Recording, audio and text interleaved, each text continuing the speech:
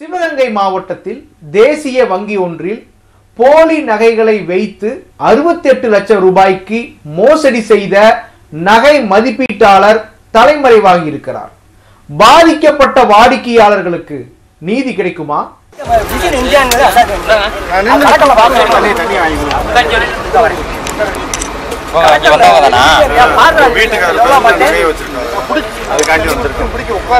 சிவகங்கை மாவட்டம் லாடனேந்தலில் உள்ள கனரா வங்கி இது.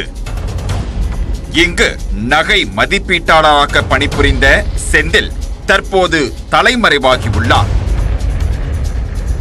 உடன் பிறந்த சகோதரர் முதல் ஊர் மக்கள் உட்பட பலரது பெயர்களில் போலி நகைகளை அடகு வைத்து 68 லட்சம் ரூபாய் மோசடி செய்ததாக புகார் எழுந்துள்ளன. எப்படி மோசடி செய்தார் செந்தில்?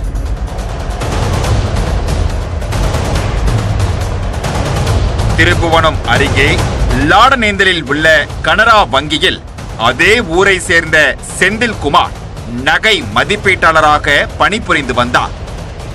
இந்த வங்கியில் சமீபத்தில் நடந்த தணிக்கையின் போது 19 பேரின் வங்கி கணக்குகளில் போலி நகைகள் அடகு வைக்கப்பட்டிருப்பது கண்டறியப்பட்டது.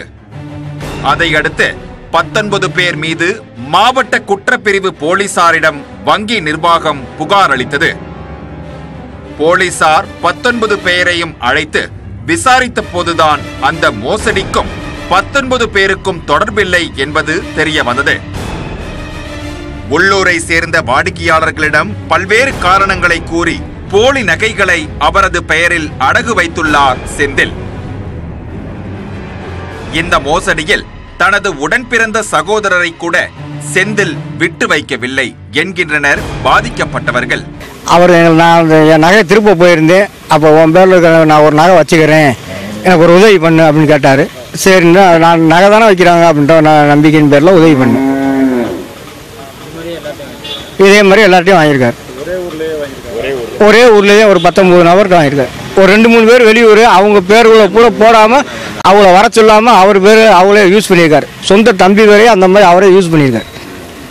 அவர் வராமல் அவர் கையெழுத்து, அவர் தம்பி வராமல் அவர் கையெழுத்து அவரே போட்டிருக்காரு. என் மளிகை கடைக்கு அடிக்கடி செந்தில்ன்றவர் பேங்க்கில் அப்ரேசராக இருக்கவர், கனரா பேங்க்கில் அப்ரேசராக இருக்கவர். அடிக்கடி என் கடையில் வந்து சரக்கு வாங்குவாங்க. அதில் பழக்கம். நான் என் நகையை வந்து ஏற்கனவே வேறு என் பேரில் எனக்கு என் நகையை வச்சுருக்கேன்.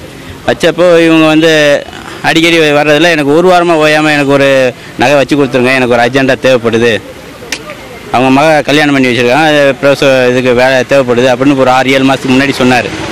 7 மாதத்துக்கு முன்னாடி சொல்லும்போது நான் சரி என்னால் கடையில் இருக்கேன், என்னால் வர முடியாதுங்க, நான் வச்சு தான் உங்களுக்கு தர முடியாது அப்படின்னும்போது எனக்கு வந்து நீங்கள் கையெழுத்து மட்டும் போட்டு போயிருங்க, உங்கள் பாஸ்புக்கையும் கையெழுத்து மட்டும் போட்டு போயிருங்க அப்படின்னு சொன்னார்.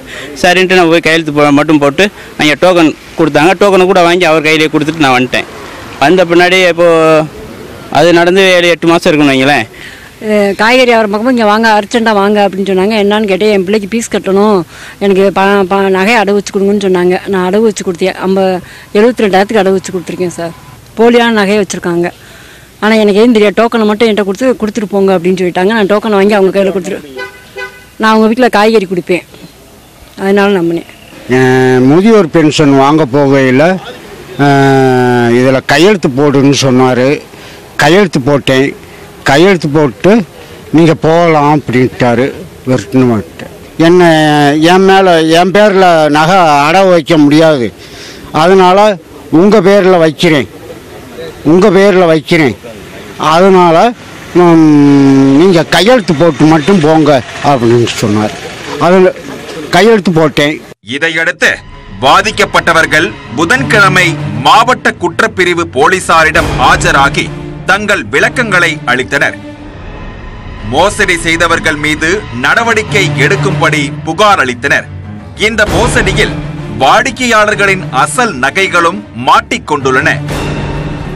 புகாருக்குள்ளான செந்தில் கடந்த ஆண்டு மதுரை பசுமலையில் வங்கி உயரதிகாரிகளின் நெருக்கடியால் தான் மோசடியில் ஈடுபட்டதாகவும் கூறப்படுகிறது.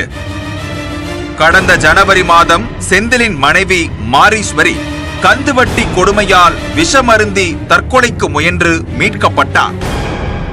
இந்த நிலையில் செந்தில் மீதான மோசடி புகார் குறித்து போலீசார் விசாரித்து வருகின்றனர்.